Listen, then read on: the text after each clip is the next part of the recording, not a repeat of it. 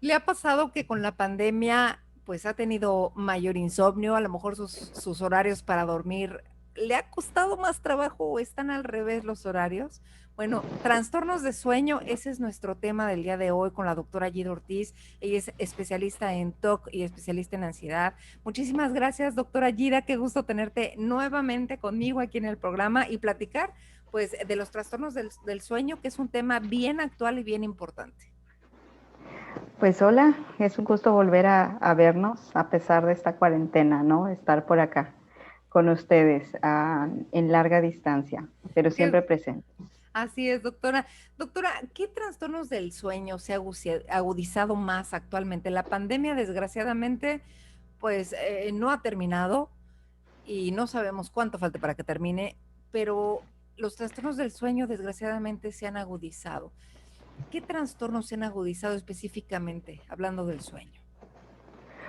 Pues bueno, realmente sí se sabe que es muy frecuente, los problemas para dormir se pueden presentar solamente como un síntoma hasta en un 30% de la población, o sea, un tercio de las personas que están aquí ahora, antes del COVID, tenían problemas para dormir, sea para iniciar el sueño, sea para tener una buena calidad de sueño o para mantener el tiempo dormidos y no tener consecuencias en la mañana de falta de descanso.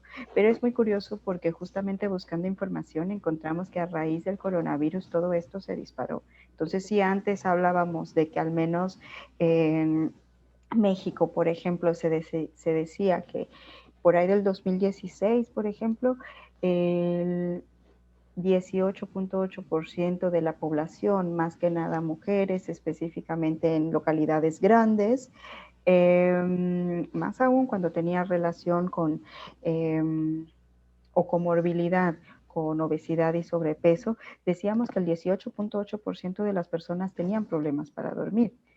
Pero resulta que ahora empezamos a ver investigaciones en China, en Italia, donde nos empiezan a decir que no, que ahora entre el 27% y más del 40% de las personas están teniendo problemas para dormir. Entonces se duplicó o se triplicó la cantidad de personas que se están viendo afectadas sencillamente por la cuarentena o por la temporada que estamos viviendo en esta pandemia del coronavirus y se está manifestando en el sueño, en la calidad del sueño y en la sensación de descanso en la mañana.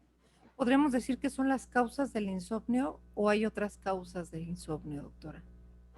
Pues si nosotros buscamos causas en general del insomnio, hay muchas causas. Se habla desde la parte genética hasta la parte de ambiental, la parte química, la parte en general de sencillamente todo el estrés que estamos viviendo e incluso cuestiones que tienen que ver con otro tipo de enfermedades que le llamamos nosotros comorbilidad, ¿no? Hay padecimientos como padecimientos pulmonares, broncopatía o enfermedad pulmonar obstructiva crónica o apnea del sueño. Son enfermedades que están relacionadas con o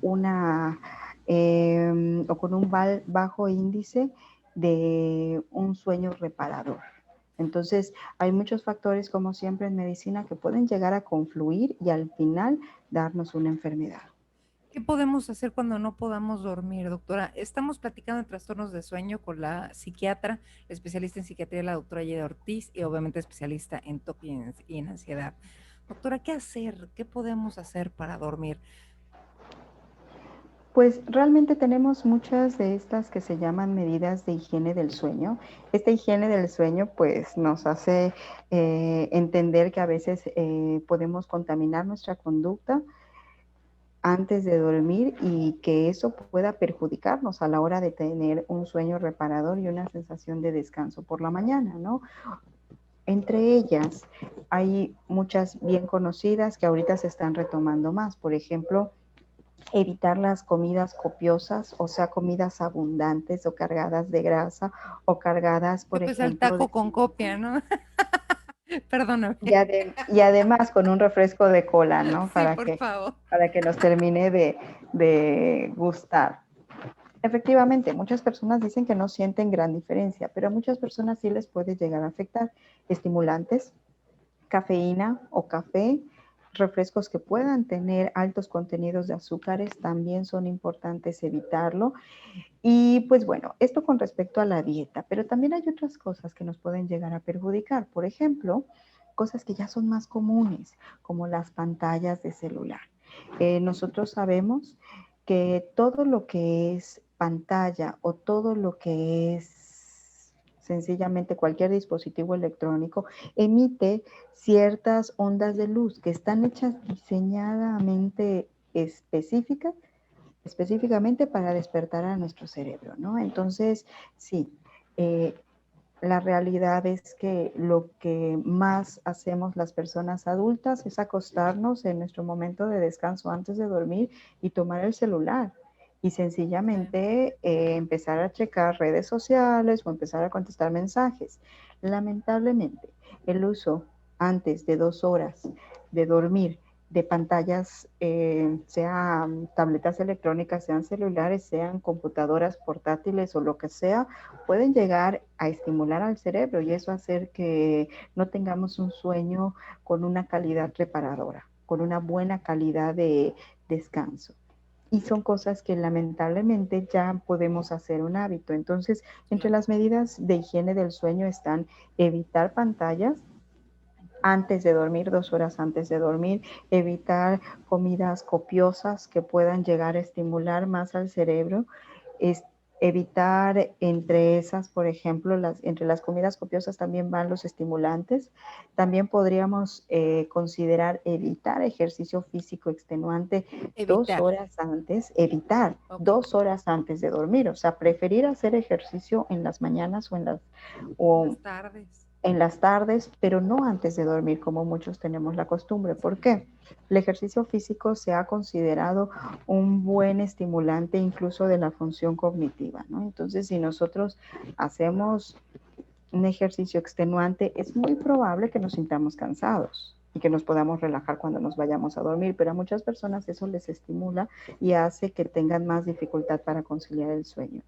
Una recomendación que nos daba un somnólogo, un psiquiatra con alta especialidad en trastornos del sueño, era condicionar al cerebro para saber que la cama es el lugar exclusivo para dormir y para tener la relación íntima de pareja. O sea, evitar la costumbre de acostarnos a ver televisión, evitar la costumbre de acostarnos a leer en la cama, evitar la costumbre de hacer cualquier otra actividad que no tenga que ver con dormir. ¿Por qué? Porque ese cerebro se condiciona y ese cerebro se acostumbra, por así decirlo, sencillamente a estar igual de activo, tanto parado como acostado en la cama. Y eso dificulta que nosotros, entonces, cuando querramos acostarnos y dormir tranquilamente o inmediatamente, como muchos esperan, sea incluso más complicado. ¿Por qué? Porque ese cerebro está sumamente despierto y por supuesto que va a ser más difícil que podamos conciliar el sueño. Correcto, doctora. ¿Qué le ocurre al ser humano cuando no dormimos lo suficiente? Bueno, hay algo que se llaman ciclos circadianos, como por así decirlo, el reloj que tenemos internamente. Ujú. Nosotros tenemos un reloj, digamos, metafóricamente hablando, en el cerebro, de tal forma que aunque sean días nublados, por ejemplo, el cerebro esté muy bien ubicado y pueda saber aproximadamente qué hora del día es. Esto tiene mucho impacto, tanto en los ciclos de sueño como en los ciclos de alimentación, como también tiene mucho que ver con la producción de hormonas. Hay muchas hormonas que tienen un momento o aproximadamente un momento específico en el que se secretan. Una de ellas es la hormona del crecimiento. Cuando nosotros somos jóvenes, cuando todavía estamos en periodo de crecimiento, esta hormona solamente se secreta en 2 circunstancias en el día, en momentos de ejercicio físico y en momentos de sueño profundo, pero en las primeras horas de la noche. ¿Qué pasa cuando no dormimos bien? Lo que pasa es que esta hormona no se secreta tanto o no se secreta en una cantidad adecuada y en una frecuencia adecuada. La hormona del crecimiento, cuando ya dejamos de crecer, evita el envejecimiento prematuro de las células. Entonces, efectivamente, nos perjudica porque nuestras células envejecen en una velocidad más rápida. A veces lo vemos en la piel, por supuesto que podemos llegar a tener más imperfecciones. A veces lo vemos en la energía física que tenemos en el día a día. Y hay procesos muy bien identificados que suceden más en la noche, como la memoria. También podemos llegar a tener problemas de memoria cuando no tenemos un sueño reparador. Entonces es muy importante que nosotros tengamos tanto la costumbre como el hábito, como las condiciones adecuadas en caso de que tengamos un padecimiento específico para poder tener un sueño con una calidad reparadora y específicamente en la noche. Porque muchos de nuestros pacientes nos dicen, no doctora, yo duermo las 7 horas que un adulto debe tener, debe dormir. Me duermo a las 2 de la mañana y me despierto a las 10 de la mañana. O peor, me duermo a las 6 cuando amanece y me despierto a las 2 de la tarde. Lamentablemente, ese sueño no necesariamente es reparador, aunque sea una cantidad específica de horas. ¿Por qué? Otra vez, porque tenemos muchos procesos bioquímicos que tienen mucho que ver con el reloj interno que nosotros tenemos que le llamamos ciclo circadiano. Correcto. Entonces, digo aquí, doctora, decían por ahí que el cuerpo pasa la factura, ¿no? O sea, en algún momento, si no dormimos lo suficiente, el cuerpo pues nos cobra. Ahora, Así ¿cuánto es. tiempo podemos aguantar sin dormir? Hay muchas personas que desgraciadamente dicen, yo, como decías ahorita, ¿no? Bueno, Ujú. duermo 7 horas, pero hay personas que dicen, yo duermo 4 horas y listo, es todo lo que necesito para dormir. Pero ¿cuánto tiempo es lo que podríamos aguantar sin dormir? Si una persona a lo mejor tiene volteado el horario, no sé. Claro. Bueno, realmente siempre nosotros hablamos de semanas. La Asociación o la Academia Mexicana de Medicina del Dormir nos dice que nosotros podemos tener efectivamente criterios para tener un trastorno del sueño cuando presentamos ciertos síntomas específicos, pero en una cantidad específica. Por ejemplo, si hablamos nosotros, hay un tiempo que es muy común en medicina o en psiquiatría mencionar que es de 2 a 3 semanas. O sea, si nosotros tenemos hasta 3 días dificultad o para dormir o características negativas para dormir durante las últimas 3 semanas, entonces podríamos empezar a considerar que ya tenemos síntomas. Bueno, ¿cuánto podemos pasar sin dormir? Es variable. Si tú hablas con los médicos, por ejemplo, que están haciendo un servicio en el hospital, pueden pasar sin dormir 36 horas, pueden pasar sin dormir 48 horas. Hasta ahora, las recomendaciones tienen mucho que ver con la edad. Cuando hablamos de un recién nacido puede dormir de 12 hasta 15 horas por día y eso es lo ideal. Y el recién nacido debe eh, tomar siestas. Cuando hablamos de niños menores de 3 años, también deben dormir entre 9 y 11 horas por día. Un adulto es aceptado que duerma 7 horas. Así de sencillo. Y que sean horas nocturnas. Otra vez, nosotros ahorita tenemos muchos, pues hasta tipos de trabajo, ¿no? Entonces hay trabajos que son predominantemente nocturnos. Sin embargo, un adulto que no tenga condiciones específicas que le impidan poder dormir en la noche debería dormir 7 horas.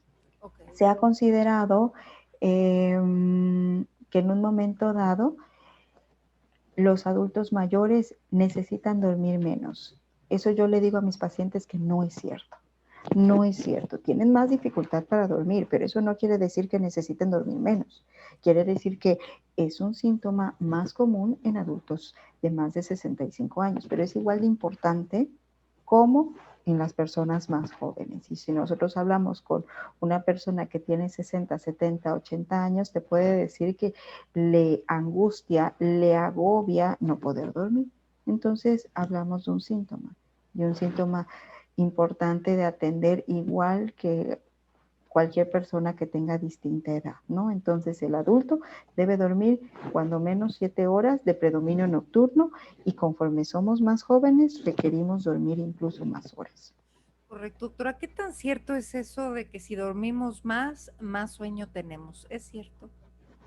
Bueno, alguna vez en una plática comentaba este doctor justamente altamente especializado en trastornos del sueño que efectivamente cuando dormimos más tiempo, él comentaba que más de 9 horas también podía ser no tan reparador como nosotros podríamos creer, ¿no? O sea, podríamos tener fatiga durante el resto del día, podríamos tener igual problemas para sentirnos descansados, también problemas de concentración. Entonces sí hay estudios que dicen eso. Correcto. Entonces, el sueño o el dormir mal, por ejemplo, no Ujú. podríamos recuperar ese sueño. O sea, si dormimos mal, si no dormimos, eso no se puede recuperar.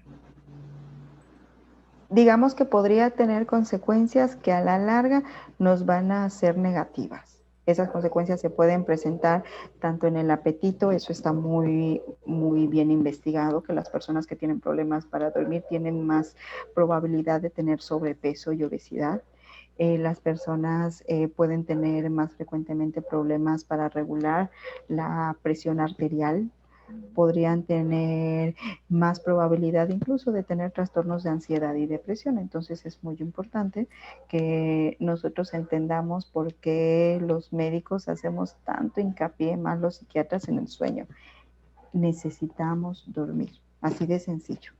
Este cerebro descansa en ciertas etapas del sueño y se regenera el cuerpo y se regeneran las neuronas. Entonces necesitamos dormir para poder tener un buen funcionamiento a lo largo de nuestra vida. Doctora, una persona que tenga problemas o dificultad o problema con este tipo de trastorno de sueño requiere atención médica o no Sí, necesariamente. no, requiere atención médica. Hay muchas circunstancias que podrían causar una dificultad para dormir, desde dolor de cabeza, que le llamamos cefalea, hasta eventos vasculares cerebrales como embolias. También podemos tener problemas gastrointestinales que pueden generar o causar insomnio, como síndrome de colon irritable, reflujo gastroesofágico, enfermedades cardiovasculares.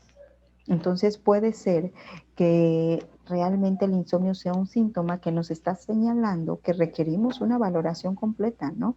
Además, hablamos de que también es un síntoma o también puede estar asociado el no dormir bien o el insomnio con trastornos psiquiátricos. O sea, no solo tiene un impacto en el funcionamiento del cerebro como trastornos del estado de ánimo, como depresión, ansiedad, otro tipo de enfermedades, sino también tiene que ver y está muy relacionado con padecimientos médicos que pueden ser incluso más urgentes de atender, como una angina de pecho, enfermedad pulmonar obstructiva crónica, etcétera, ¿no? O sea, sencillamente es un indicador muy importante de que requerimos una valoración médica.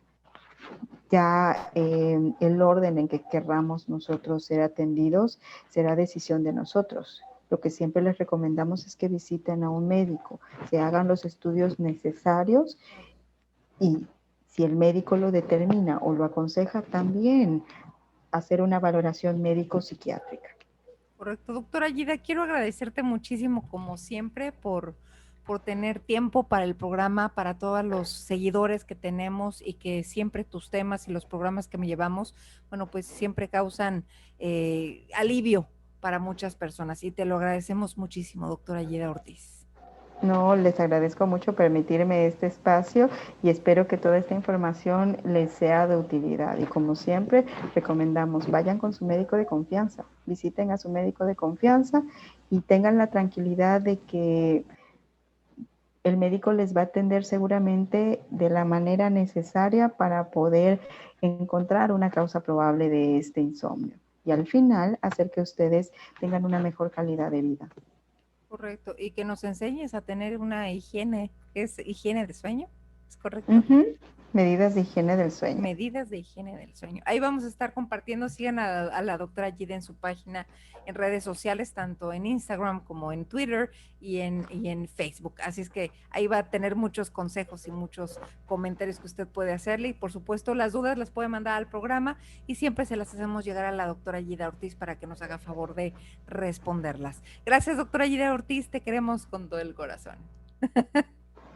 Un gusto estar aquí. Saludos. Bonito. Ya. A usted muchísimas gracias. Estuvo con nosotros la doctora Gida Ortiz, especialista en psiquiatría, especialista en TOC y por supuesto también en ansiedades. Que tenga usted un lindo día.